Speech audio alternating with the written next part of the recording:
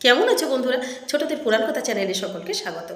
বন্ধুরা, আমার আজকের কাহিনী বিষ্ণুর বরাহরূপ ধারণ।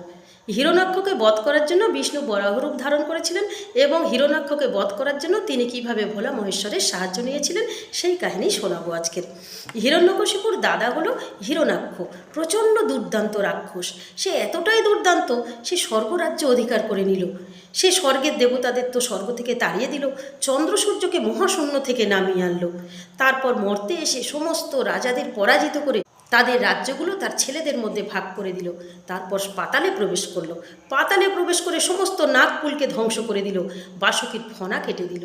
বাসুকীর ফণা কেটে দেওয়ার ফলে বাসুকীর মাথায় যে পৃথ্বীভার ছিল ক্রমাগত নিচের দিকে বসে যেতে লাগলো। দেবতারা চিন্তিত হলেন, এই দুর্দান্ত রাক্ষসের হাত থেকে ত্রিভুবনকে রক্ষা করবেন কি করে?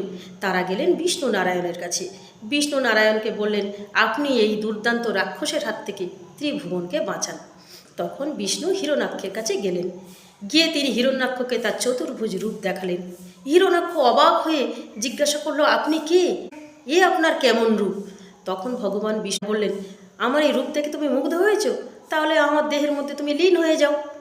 এ কথা শুনে তো হিরণ্যাক্ষ ক্ষুব্ধ হলো। সে রেগে গিয়ে বিষ্ণু নারায়ণকে আক্রমণ করলো।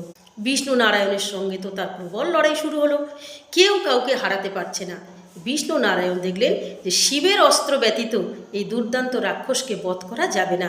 তিনি তখন হিরণ্যাক্ষকে ছেড়ে দিয়ে তিনি ভোলা মহেশ্বরের স্তব করবেন বলে জলমধ্যে প্রবেশ করলেন।